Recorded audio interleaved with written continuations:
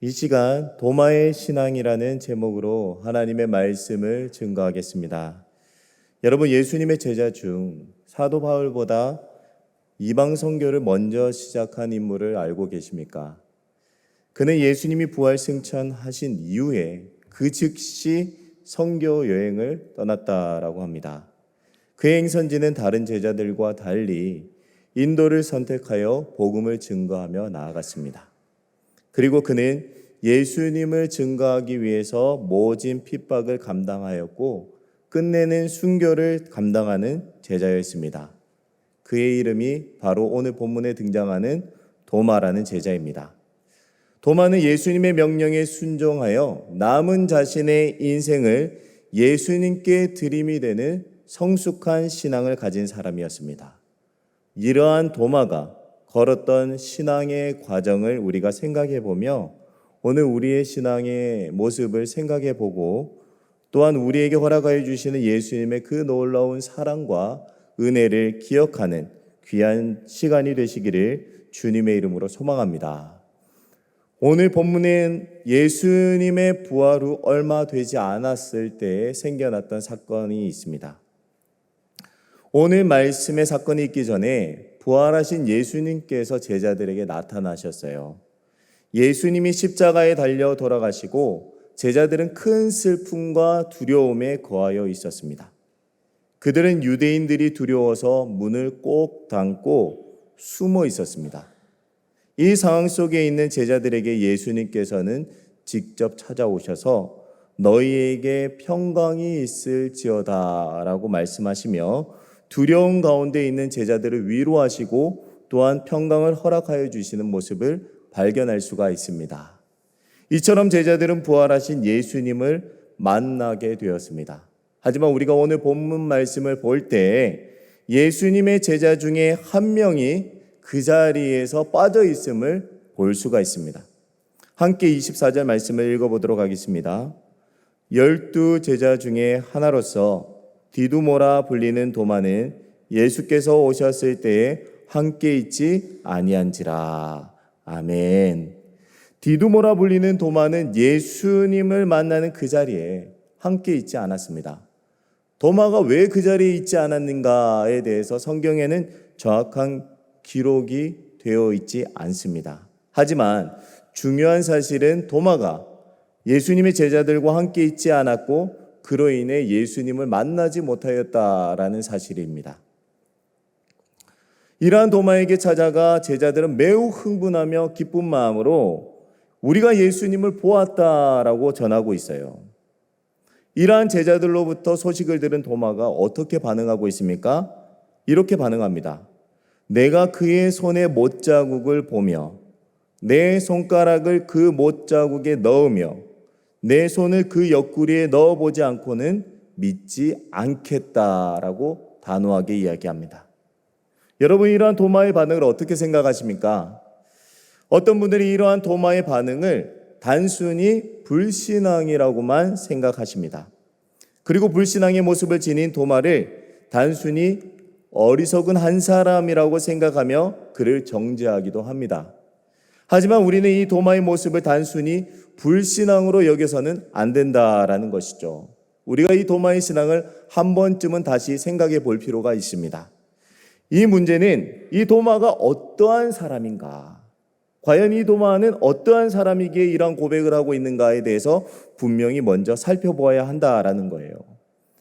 도마가 성경에 등장하는 것은 딱 2번만 등장해요. 그 정도로 성경에서 그의 비중은 적습니다. 하지만 그가 어떠한 사람인지 이 2번의 등장만 보더라도 분명하게 알 수 있다라는 것이죠. 첫 번째 요한복음 11장 16절 말씀에 도마가 등장합니다. 디두모라고 하는 도마가 다른 제자들에게 말하되 우리도 주와 함께 죽으러 가자 하니라. 아멘. 예수님께서 죽은 나사로를 살리시기 위해서 유대인들이 돌로 치려한 위험한 곳으로 나아가고자 하셨을 때 도마가 이렇게 반응하였습니다.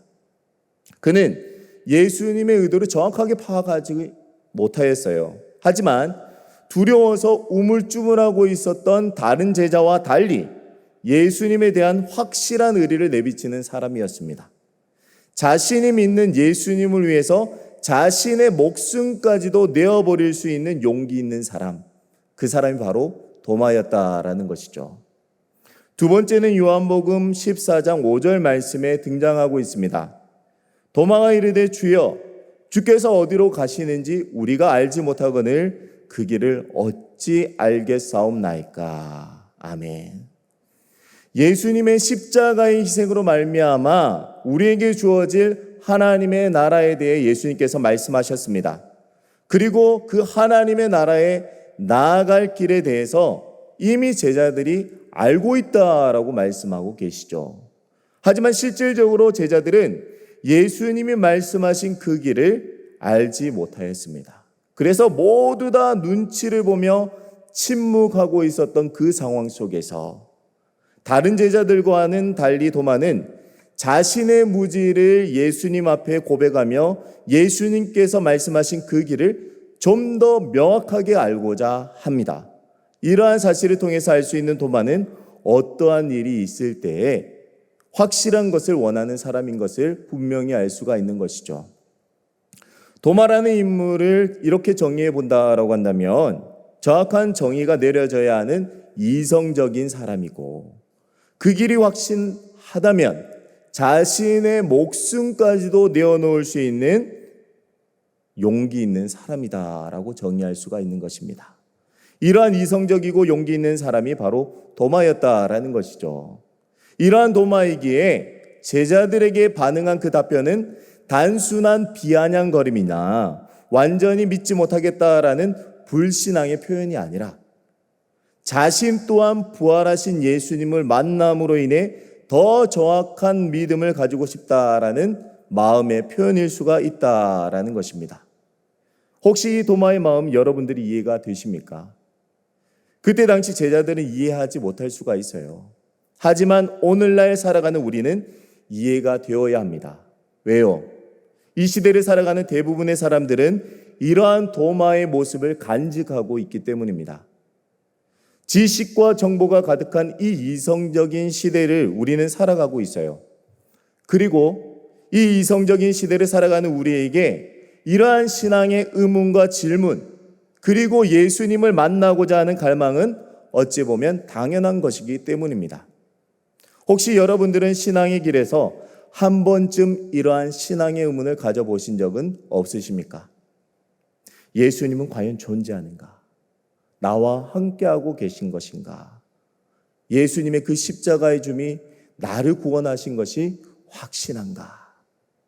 이러한 신앙의 의문은 누구나 한 번쯤은 경험한 의문이 아닐까 생각이 듭니다. 이러한 신앙의 의문이 우리에게 존재한다 하더라도 그것이 불신앙이라고 정의할 수는 없다라는 것이죠. 누구나 겪을 수 있는 신앙의 과정이기 때문입니다.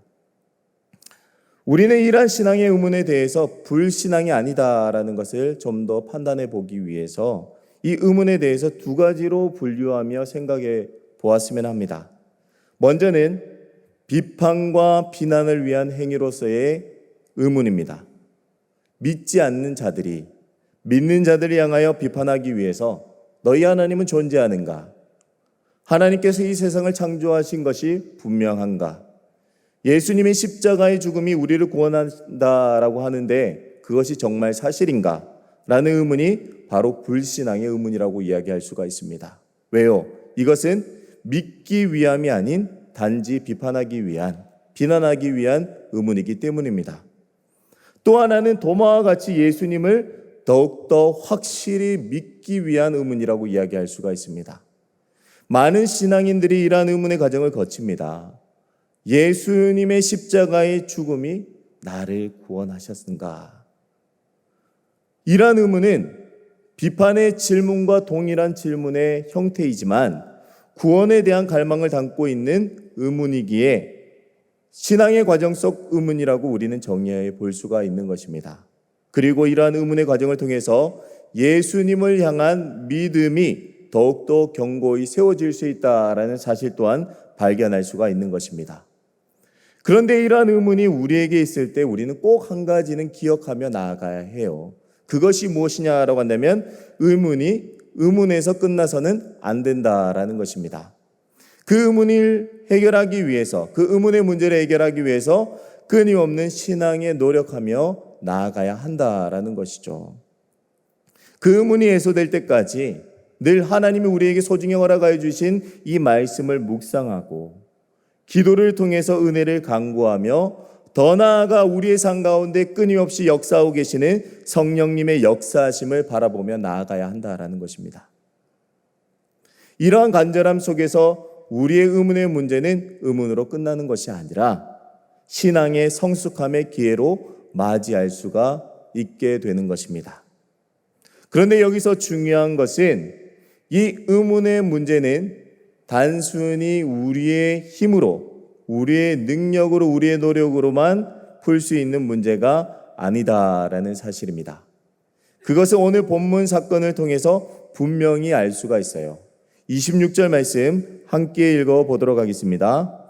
여드레를 지나서 제자들이 다시 집 안에 있을 때에 도마도 함께 있고 문들이 닫혔는데 예수께서 오사 가운데 서서 이르시되 너희에게 평강이 있을지어다 하시고 아멘. 도마가 가지고 있었던 이 의문의 문제는요, 도마의 능력으로 해결된 것이 아니었습니다. 언제 이 도마의 의문이 해결이 되었는가? 오직 예수님께서 그를 만나기 위해 찾아오셨을 그때 도마가 가진 이 의문의 문제는 해결이 되었습니다. 도마가 품었던 그 의문에 대해서 도마가 말했던 그대로 예수님께서는 동일하게 말씀하시거든요. 27절 말씀에 내 손가락을 이리 내밀어 내 손을 보고 내 손을 내밀어 내 옆구리에 넣어보라. 아멘. 도마가 제자들에게 반응했던 말 그대로 마치 예수님께서 들으신 것처럼 그에 대한 답변을 하시듯 도마에게 말씀하시고 그에게 경험하게 하십니다.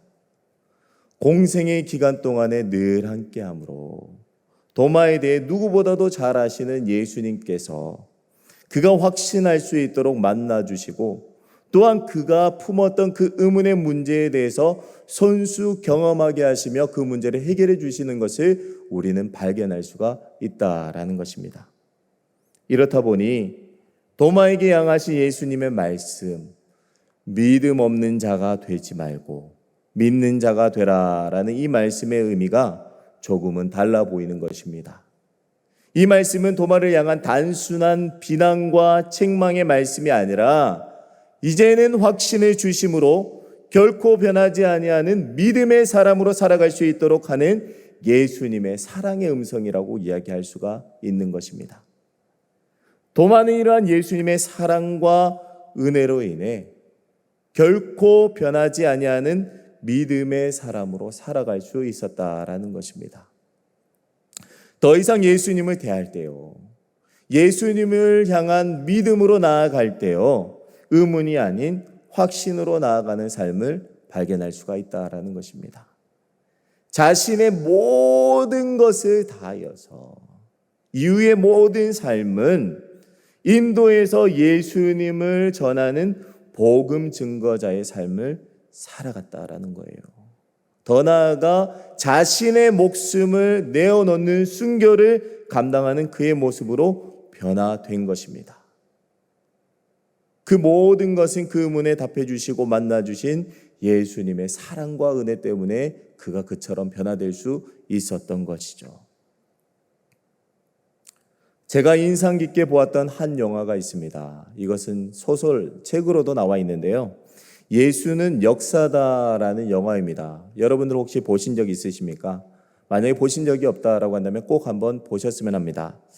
내용의 줄거리는 무신론자인 리 스트로벨 기자가 자신의 아내의 신앙과 예수님의 존재를 부정하기 위해서 예수님에 대해서 조금씩 수소문하는 이야기가 담겨져 있습니다. 눈에 보이는 것만이 실제라고 믿었던 그가 예수님에 대해서 알아가면 알아갈수록 거짓이 아닌 진실임을 깨닫게 되어집니다. 그 길에서 그는 예수님의 존재를 확신하게 되었고 역사 속 예수님과 대면하게 되어집니다. 그로 인해 그의 삶은 바울과 같이 예수님을 대적하는 자에게서 이제는 일평생 자신의 삶을 내어드림으로 말미암아 예수님을 전하는 복음 전도자의 길을 살아가고 있습니다. 이것이 리 스트로벨 목사의 과거 경험담이라고 이야기할 수가 있어요. 물론 이 영화 속의 리 스트로벨 목사의 의문과 더 나아가 도마의 의문은 근본적으로 다른 의문이라고 이야기할 수가 있습니다. 하지만 리 스트로벨 목사의 불신앙의 의문에도 응답하셔서 만나주시는 그 예수님의 은혜를 생각할 때 우리가 가진 신앙의 의문에도 반드시 만나주시며 해답을 주시는 분이 예수님이신 것을 우리는 분명히 알 수 있게 된다라는 것입니다. 신앙의 의문은 부끄러워하거나 감춰야 하는 죄악된 모습이 아닙니다. 또한 누군가를 정죄하는 정죄의 이유가 되어서도 안 됩니다. 우리의 신앙의 의문이 들 때에 우리가 가져야 하는 생각은 무엇이냐? 그 의문의 신앙에 있어서 한 단계, 그 의문은 우리의 신앙에 있어서 한 단계 발전할 수 있는 기회로 여기고 또한 그 의문 가운데 예수님과의 깊은 만남이 이루어지길 기대하며 소망하며 나아가야 한다라는 것입니다. 의문이 우리의 신앙의 길에 발생되었을 때 우리는 가만히 그 의문에 거하고 있거나 더 나아가 넘어지는 길을 선택하는 것이 아니라 말씀을 통해 예수님께 끝까지 나아가고자 노력해야 합니다. 기도로 그분께 간구하며 성령님의 도우심을 간절히 바라는 그 모습으로 우리는 나아가야 한다라는 것이죠. 그때 우리를 사랑하신 그 예수님께서 성령 속 도마에게 찾아오셔서 그 의문의 문제를 해결해 주신 그 예수님께서 우리에게 말씀을 통해 찾아오심으로 말미암아 우리의 의문의 문제를 해결해 주시고 기도 가운데 우리와 깊은 교제를 나누시고 성령님을 통해서 우리의 삶 가운데 깊은 교통하심을 나누게 되어지는 것입니다. 그렇다면 여기서 한 가지 질문하며 나아갈 수 있겠죠. 그 질문이 무엇이냐? 우리가 신앙생활할 때 반드시 이 의문의 단계가 있어야 하는가 하는 문제입니다. 여러분 어떻게 생각이 드십니까? 여러분이 판단했을 때에는 이 신앙의 의문이 꼭 있어야 할까요? 결코 그렇지는 않다라는 것입니다. 오늘 말씀에 예수님께서는 분명히 말씀하시죠. 함께 29절 말씀을 읽어보도록 하겠습니다. 예수께서 이르시되 너는 나를 본 거로 믿느냐? 보지 못하고 믿는 자들은 복되도다 하시니라. 아멘. 분명히 예수님께서는 무엇이라고 말씀하세요? 보지 못하고 믿는 자들은 복되도다라고 말씀하고 계십니다. 복음을 듣고 예수님을 영접한 자들 중에서 아무런 의문 없이 신앙생활 하시는 분들 또한 존재하기 때문이에요. 이런 분들을 향하여 예수님의 말씀은 복되다라고 말씀하시거든요. 여기서 아무런 의문이 없다라는 것은 단순히 맹목적인 신앙을 이야기하는 것은 아닙니다. 말씀에 대해서 알지도 못하고 신앙에 대해 옳고 그름을 판단하지도 못한 채 그냥 믿는 것이 예수님이 말씀하신 복된 믿음은 아니다라는 것이죠. 복된 믿음은 성경을 통해 전해지는 진리의 말씀과 예수님을 통해 전해진 복음의 내용이 확실하게 믿겨지고 실질적으로 예수님을 보지 않아도 의심하기보다는 그분의 사랑과 은혜를 확신하며 살아가는 것. 그것이 하나님, 예수님께서 말씀하신 복된 믿음이라 이야기할 수가 있습니다.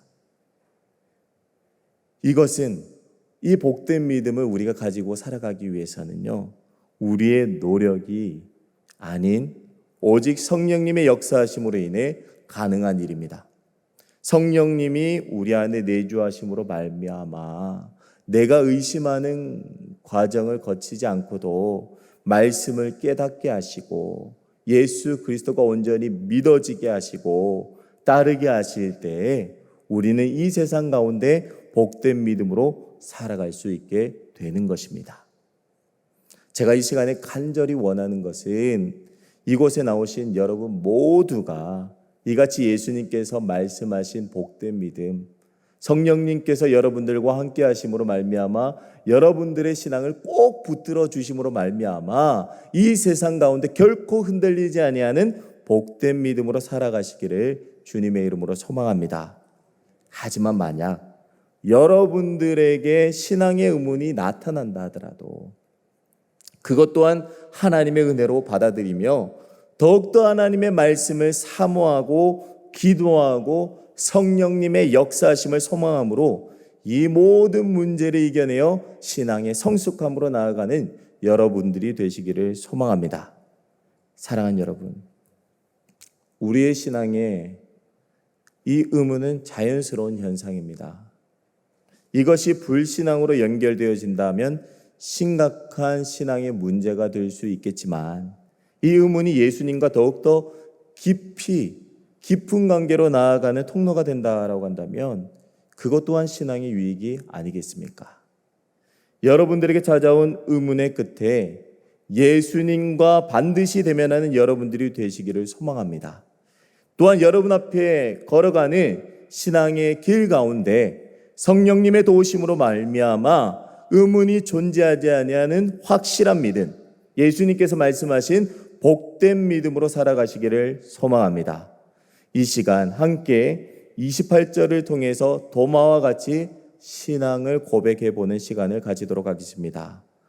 도마가 대답하여 이르되 나의 주님이시요 나의 하나님이시니이다. 아멘. 나의 주님이시요 나의 하나님이시니이다. 이 복된 신앙의 고백이 의문을 가진 여러분들이나 의문이 없는 복된 믿음을 지닌 분들이나 공통적으로 예수님께 전하는 고백이 되어지시기를 주님의 이름으로 간절히 축원합니다.